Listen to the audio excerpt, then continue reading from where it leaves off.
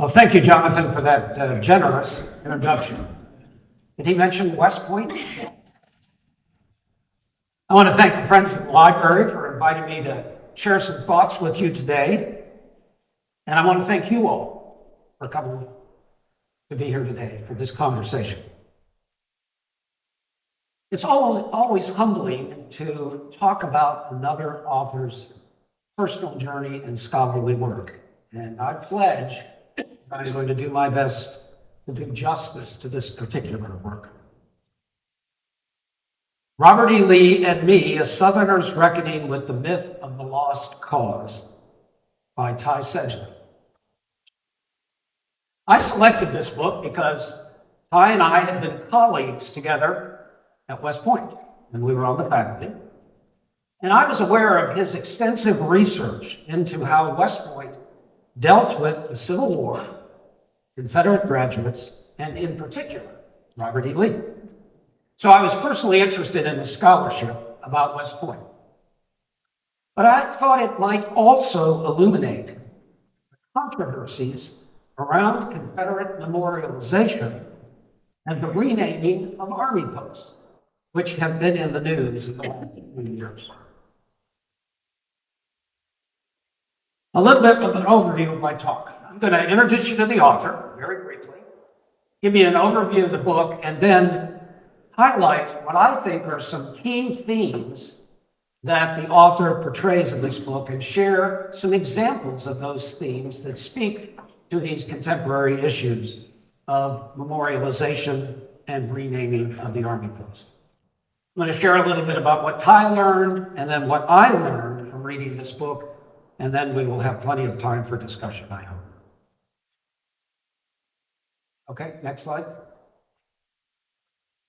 So the author is Brigadier General retired Ty Seidule. Ty earned his Bachelor of Arts degree from Washington and Lee University and a master's and a PhD in history from the Ohio State University. Ty is a combat veteran and a former armor, that's tanks, battalion commander. He's the retired professor and head of the Department of History at the U.S. Military Academy at West Point, and now a professor emeritus from there. And he's currently a visiting professor of history and executive director of the Common Ground program at Hamilton College. I might also mention that Ty is also a faculty member with their leadership, so we continue to be colleagues even after our military retirement. And you might be interested to know that Ty was the vice chair of the naming commission that was charged by the U.S. Congress to look at the naming of Confederate memorials and Army posts on federal property.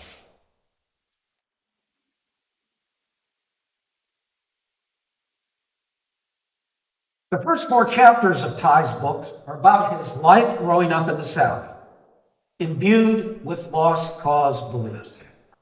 He begins the book with a discussion of the lost cause itself, and then takes us through his journey growing up, initially in Alexandria, Virginia, and then in Monroe, Georgia. And finally, in the first half of the book, talks about his undergraduate education at Washington and Lee University. The second part of the book is really about his military career, where he talks about his experiences at the various Army posts that were named for former Confederates, and his academic career at West Point before delivering a verdict on Lee. The book is actually a personal journey. It stitches together the lost cause beliefs, Civil War history, and Lee's biography into a story of his own journey to understanding the truth.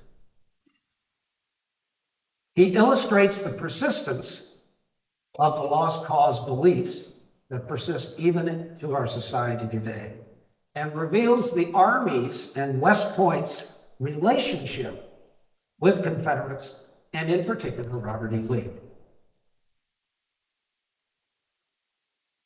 Finally, for those of you who have read the book, Ty speaks with the passion of a convert. And I would say a From my point of view, this book is a lamentation. So the book is a personal journey with history woven in. It's both a memoir and a history. Ty begins with a discussion of the lost cause beliefs, and the ones he addresses are listed on this slide. First and foremost is that the cause of the Civil War was really about states' rights, or protecting terrorists, or freedom, the agrarian dream, the defense of the homeland, but not a single mention of slavery as a cause of the Civil War. The second is the myth of the obedient servant, that those enslaved people were actually better off than they had been in Africa and were obedient servants to those with whom they served. Another is that the cause was doomed from the start. The South lost because the North had more manpower, more money, and more materiality. The Confederate soldier was seen as very true, and Confederate generals in particular were lionized for the virtues of Southern nobility. And finally, in the lost cause belief, Reconstruction was a failure. African Americans were simply not ready for freedom, the vote, or holding public office. Now, Ty admits that he grew up with these beliefs, in fact, believing that they were a true rendering of history. And the lost cause myth actually emerged after the Civil War and was propagated by defeated Southerners. For example, Jubal Early was a Confederate general in his book, a memoir of the last years of the War for Independence in the Confederate States of America.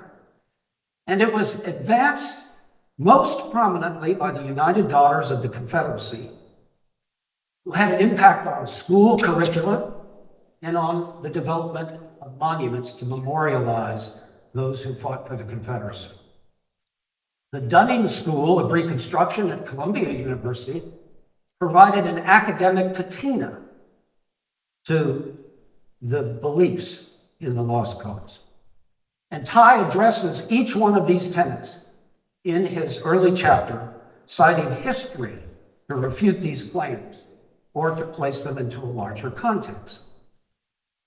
We know that slavery was the primary reason that the South went to war. Slavery is enshrined in the Constitution of the Confederacy and many of the seceding states, to include our own state of South Carolina.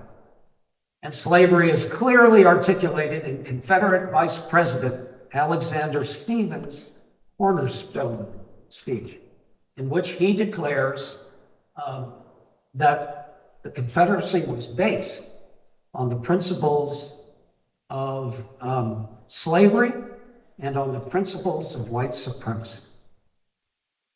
We know that enslaved people were not obedient servants. They were kept in bondage by fear and brutal torture. They yearned to escape from captivity and to be free, and slave revolts and the Underground Railroad are only two examples of that urge for freedom. Now, it's true, the North was more industrialized, with about 90% of the United States industrial capacity in the North at the time. And although the Upper South had some emerging industries, the agrarian economy, based largely on slavery, remained the primary basis for wealth and power in the South. But the military cause was not necessarily doomed from the start, as Seidule points out. The South had one primary advantage, and that was the advantage of geography. Because most of the war was fought in southern states, the Union had to fight on multiple fronts with long lines of logistics, which in the early part of the war, the South took advantage of to cut those lines of logistics. Ty Seidule also notes one real advantage that the North had over the South: Ulysses S. Grant. The start of the conflict saw many volunteers from both the North and the South, but both the Confederacy and the North had to ultimately institute a draft. Now, some men in the South still remain faithful to the Union, especially those in the Appalachian region. Desertion rates were about the same for both the North and the South. And while some of the Confederate generals, Lee, Jackson, and Stuart, were idealized, many Confederate generals, as were the case for many Union generals, even those who graduated from West Point, were incompetent on the battlefield. And we know that the freedmen were active and effective in politics during the Reconstruction period. We should know that particularly in Beaufort, where blacks served successfully in local, state, and national politics. I want you to listen to what Ty has to say in summary of the Lost Cause. And I quote, "The Lost Cause might have helped unite the country and bring the South back into the nation more quickly than bloody civil war in other lands. But this lie came at a horrible, deadly, impossible cost to the nation, a cost that we are still paying today. The Lost Cause created a flawed memory of the Civil War, a lie that formed the ideological foundation for white supremacy and Jim Crow. I grew up on the evil lie of the Lost Cause." And he goes on to say, quoting again, "When I finally discovered the Lost Cause myth, a manufactured past, I was stunned. Why did I believe the lie so long? It took me decades to realize the truth because I ignored the evidence right in front of me. The underlying belief system in meet Robert E. Lee, Gone with the Wind, and The Song of the South, those were Ty's favorite books growing up, is the ideology of white supremacy. My ignorance and then guilt in buying the Lost Cause myth and the tenets of white supremacy kept me silent for years, but no longer. I am on a campaign to uncover white supremacy and the Lost Cause in the places I've lived, in the institutions that educated and gave me courage. As it turns out, the lies of the Lost Cause infused every aspect of my life. And that pisses me off." Unquote.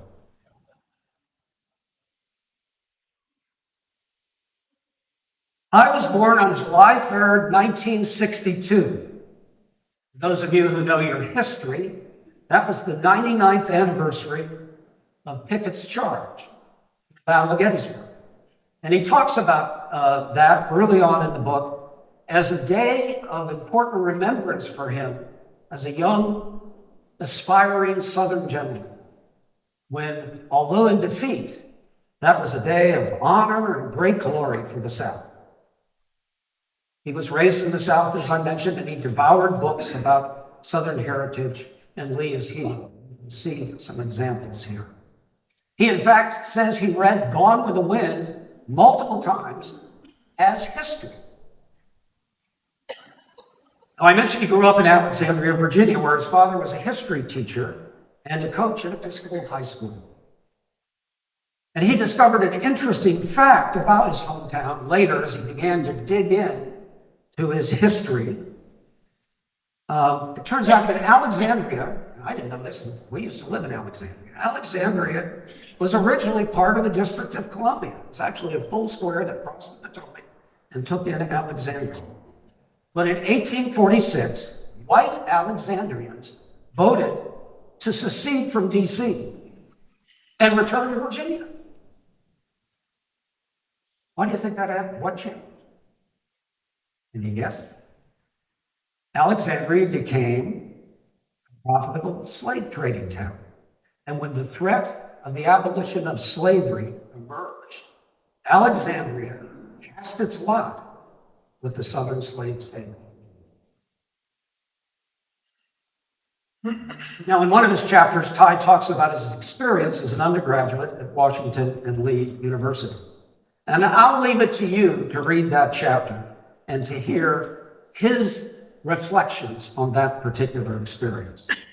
But suffice to say that he talks about being commissioned through the ROTC program at WNL, being commissioned in the United States Army.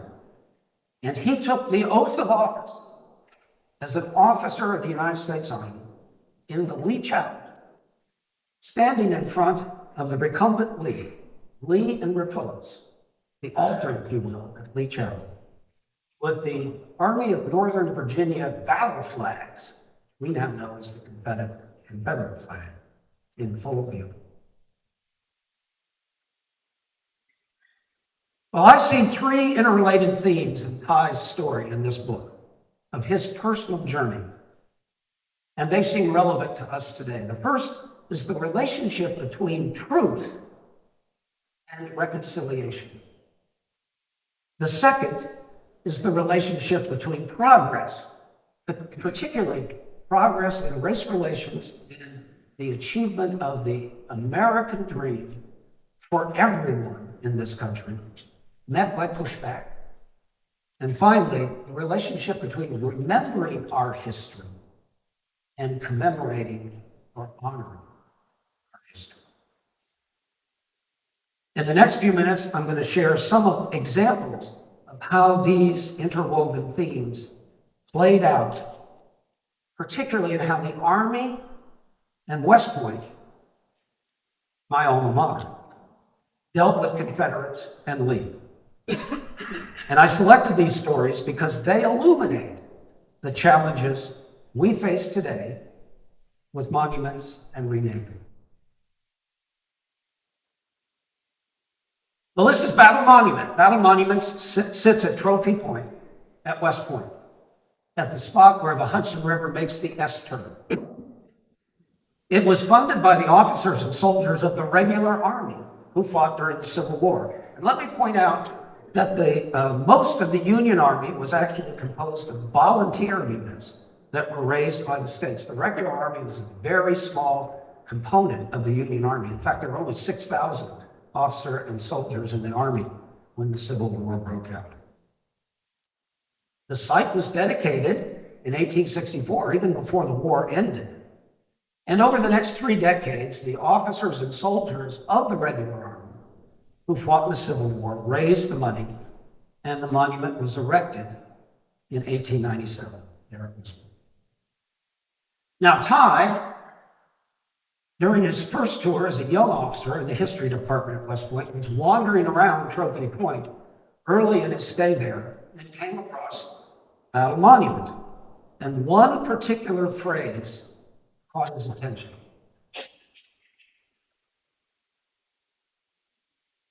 The War of the Rebellion. Not the Civil War, not the war between the states, and certainly not the War of Northern Aggression, but the War of the Rebellion. Did you know that this is actually the official U.S. designation for the Civil War? The War of the Rebellion. This gives you a sense, I think, for how soldiers of the United States regular Army who fought in that war understood the bloodiest conflict in American history. But moving forward just a few years, we see the Confederate monument in Arlington Cemetery, on land formerly owned by Robert E. Lee. What changed? Well, it turns out in 1898, President William McKinley needed the supports of the states in the Deep South for the Treaty of Paris to end the Spanish-American War. He saw the war and its aftermath as promoting national unity and reconciliation. I think it's important to note that the Spanish-American War was actually led by officers who had served on both sides during the Civil War. Generals Nelson Miles, William Shafter, and Arthur MacArthur, for example, fought for the Union. And General Joseph Wheeler, who was a Confederate cavalry commander, who actually commanded the cavalry forces at the Battle of San Juan Hill. So McKinley was seeing the creation of this monument as a way to create and promote national unity and reconciliation. But Seidule argues it was reconciliation among the whites. Take a closer look at what's on the monument. This is the inscription. And you can see the Latin words there are, the victorious cause was pleasing to the gods, but the lost cause pleased Cato. Again, this is a monument to the lost cause.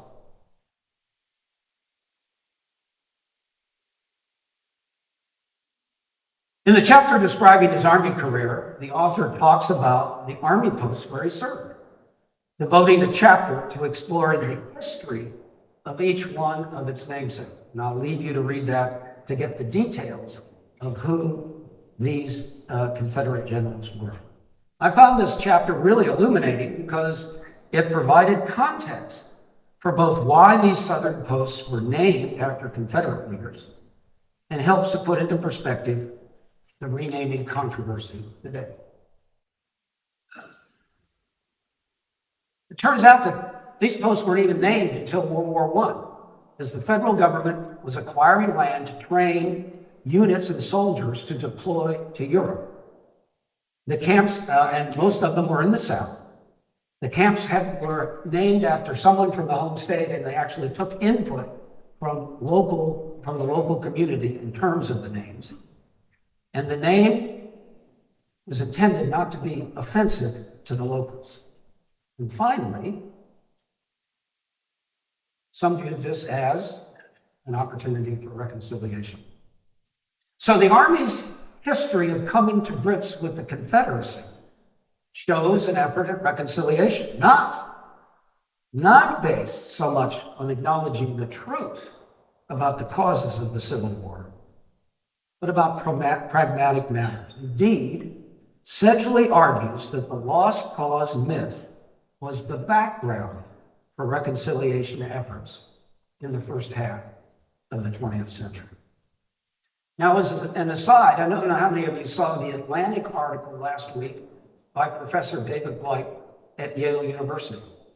In that article, he talks about Yale's commemoration of Yale graduates who fought on both sides of the Civil War. And Blight argues that it was the lost cause myth that was the basis for Yale University's reconciliation in 1915. So this theme continues throughout. Well, after returning to West Point in 2004 as a member of the Military Academy's permanent faculty, Ty has what he describes as an aha moment as he was walking to the cadet store and passed the sign on your right, Lee Barracks. And then he looked across the parking lot and noticed these monuments on your left, which are known as Reconciliation, that theme again, Plaza. Monuments dedicated to West Point graduates who fought on both sides of the Civil War. So Seidule starts running around campus trying to count monuments and remembrances to Robert E. Lee. And he not only did he encounter Lee Barracks, he encountered Lee Road, Lee Housing Area, Lee Gate, the Lee portrait in the library, and the Lee portrait in the superintendent's house, among others. And he began to ask the question, what's going on here? Why? So he spent the next several years trying to answer this question. And his answer again, I believe, represents those three interwoven themes, with progress and pushback sort of being the glue that holds it together. The history he found was not what he expected. He thought, and I quote from the book, the bond of West Point would overcome the Civil War experience as soon as the war ended, or at least when Lee died in 1870, unquote. And that was wrong. Indeed, West Point refused to memorialize Lee and Confederate graduates in the 19th century. Now, a fellow named George Washington Cullen, who was West Point class of 1833, He comes to West Point as the superintendent in 1864 during the Civil War, and he is determined to root out Confederate graduates. In 1867, he starts the Association of Graduates, which many of us who are West Point graduates assumed was founded to reconcile graduates who fought on both sides of the Civil War. Turns out not to be the case. Cullum refused to include Confederate graduates in the register of graduates of the military, the record keeping of West Point. And when he died in 1892, he leaves $250,000 to West Point to construct a memorial hall. That's Cullum Hall, right there. And you can see the inside of Cullum Hall with all the memorial plaques. But he insisted in his will that no unworthy subject, read Confederates, be memorialized in Cullum Hall, which was finished in 1898. West Point, according to Seidule, only started to forgive Confederates in the early part of the 20th century, inviting James Longstreet and Edward Porter Alexander, who had been Lee's commander of artillery at the Battle of Gettysburg, back to speak in 1902 as part of the centennial celebration. But it wasn't until 1931 that Lee was recognized at West Point, thanks to the United Daughters of the Confederacy. The Lee Prize in Mathematics, which is a saber, and is awarded to the member of the graduating class who places #1 in mathematics. And the Lee portrait, in this case, the portrait of Lee as superintendent. An interesting little side fact here. When a portrait of Lee was offered in 1931, West Point refused to accept a portrait with Lee in a Confederate uniform. So the portrait is actually of Lee in his U.S. Army uniform in the 1850s when he was the superintendent. To add a little bit of context to this, in 1929, African-American cadet Alonzo Parham enters West Point. Now, he doesn't say very long. He has trouble with mathematics, as many cadets do. But in 1932, Benjamin O. Davis Jr. enters West Point. Davis goes on to be the commander of the Tuskegee Airmen and a 3-star general in the U.S. Air Force, the first African-American West Point graduate general officer. Later, posthumously promoted to 4-star general in the 1990s. This becomes a central theme, a central argument of Ty's in the book. Each time there is a step towards integration, West Point responds, often from external pressure, with memorialization of Lee and Confederates. Progress and then pushback. Now, Ty, rightly so, I think, is hesitant to infer causality, although he sees this as a theme, again, several times throughout the 20th century. For example, in 1950, in preparation for the 150th anniversary of the founding of the Military Academy, which would take place in 1952, Secretary of the Army Gordon Gary from North Carolina orders West Point to have a portrait of Lee in his Confederate uniform. That's the portrait that hung in the library throughout my entire time as a cadet and on the faculty at West Point. And if you haven't read the book, I encourage you to read the book because there's actually an interesting subtext to this portrait. And I won't spoil the story. The reason that the Secretary of the Army ordered the portrait of Lee in Confederate uniform is that it would symbolize the end of sectional differences, reconciliation. Essentially argues again that it is a reaction to integration of the Army after World War II.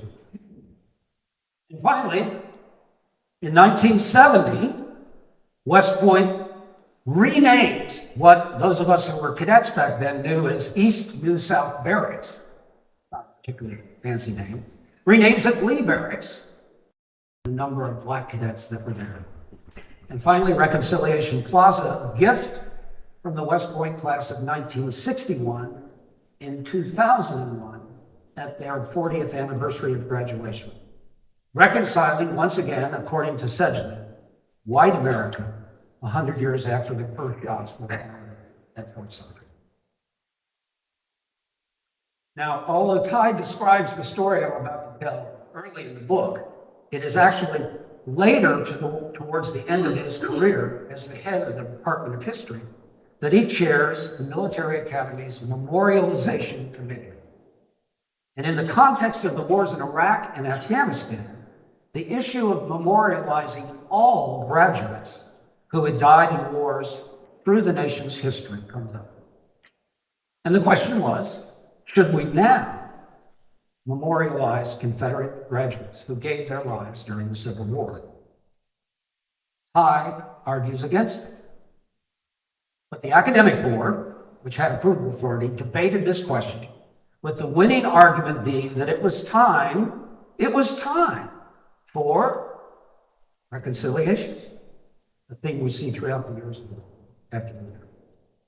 However, the academic board eventually reversed itself when prominent African-American graduates raised strong objections to memorializing Confederates. And so the will of color, dating back to the 19th century, was honored. And I would argue African-American graduates' voices were finally heard.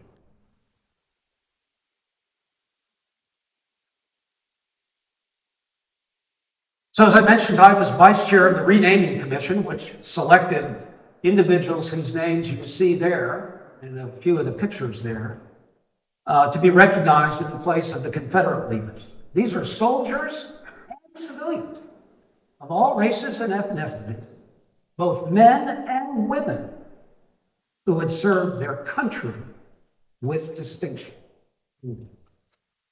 You can go to the web, you can Google renaming, and you can see the histories of those people who have been honored.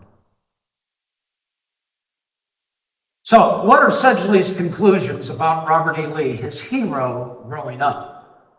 Well, first he concludes that Robert E. Lee distinguished himself in the Mexican War. He was a fine soldier.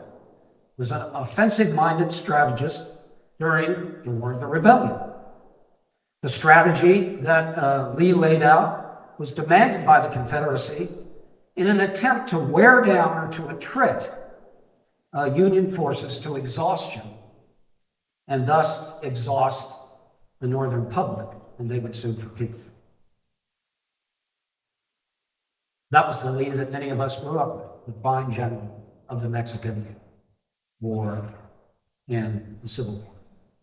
Yet, Seidule concludes that Lee betrayed his oath of office to the United States, the oath that he freely took.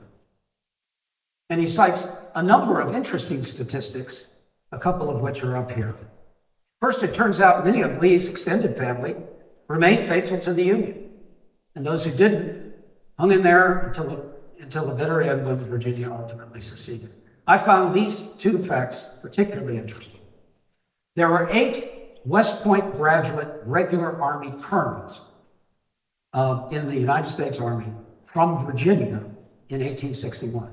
And at that point in time, being a regular Army colonel was very senior. 8 West Point graduates from Virginia were regular Army colonels. 7 remained loyal to the Union. Only 1 fought for the Confederacy, Robert E. Lee. And 80% of the regular Army West Point graduate colonels from slave states remained loyal to the Union as well. So Ty concludes, and he gives some evidence to support this, that Lee went with Virginia because he ultimately supported the institution of slavery.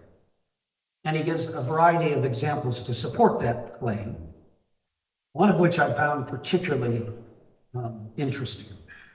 In a letter to the Secretary of War of the Confederacy, James Senden, on January 10th, 1863, So that's just days after Lincoln issues the Emancipation Proclamation.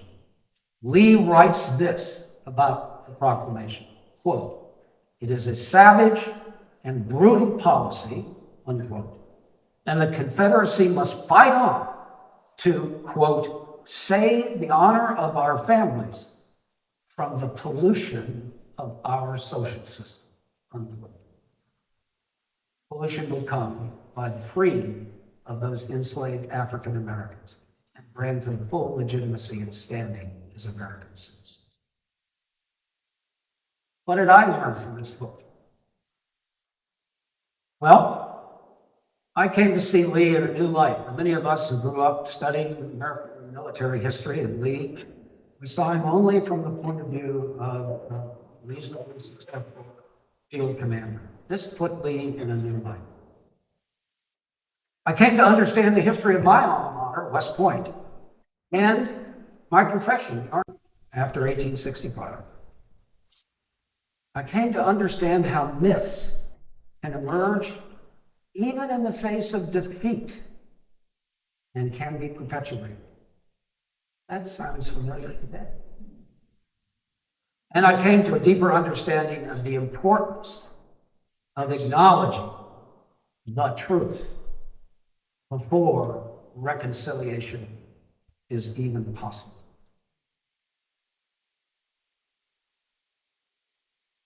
I would be happy to take your questions and have a conversation.